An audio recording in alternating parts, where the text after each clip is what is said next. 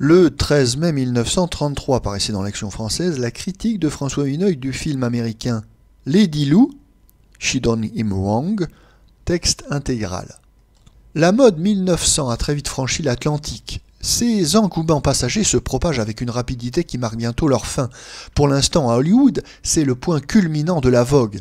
Les couturiers des stars se divertissent à restaurer, en les outrant, les extravagances de l'époque du chapeau jardin.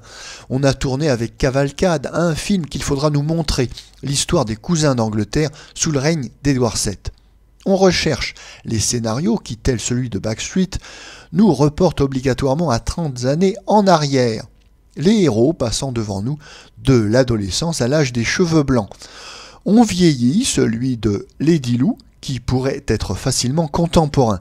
Mais tandis que l'on s'est contenté chez nous pour incarner la dame de chez Maxime, de Mademoiselle Florelle, faubourienne menue, incapable de distinguer l'humour et la vulgarité, les Américains ont su faire appel à quelques comédiennes venant presque toutes des planches admirablement adaptées à leur rôle de beauté moderne style. Deux au moins de ces admirables venues, Madame Irène Denis, l'admirable Ray de Backstreet, et Madame Mae West, sont vivantes et vraies au point d'éclipser la plupart des vedettes du type consacré. C'est la victoire, d'autant plus facile qu'elle vient exactement à son heure, de la féminité épanouie et qui ne craint pas de le paraître, tout au contraire, de la coquette à l'expérience mûrie sur l'adolescente énervée, serpentine et affichant des habitudes garçonnières que la mince et cynique Joan Crawford résume bien. Irène Denis, entièrement soumise aux raisons de son cœur, est une héroïne de la persévérance sentimentale dans l'histoire et davantage à sa place dans une Amérique encore puritaine et anglomane que dans le New York dont M. Paul Morand a composé le Baedeker. Mae West incarne par contre la grande cocotte triomphante, trahissant souvent l'obscurité, voire l'infamie de ses origines, mais aussi avec l'aplomb magnifique qu'elle a gagné en même temps que ses diamants, son mobilier, que le cœur d'une troupe imposante de beaux bruns, que l'appui de barons louches et dorés sur tranche, une princesse de la galanterie qui appartient elle aussi au temps perdu.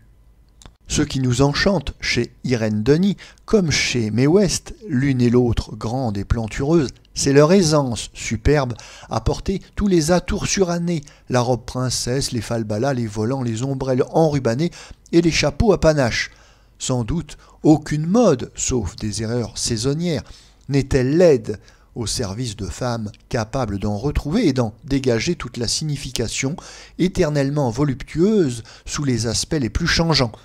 C'est bien le cas de ces deux opulentes anglo-saxonnes. On regrette que le scénario de Lady Lou, le film du Raspail de 116, que l'on doit, paraît-il, à Madame Mae West elle-même, soit aussi mal bâti.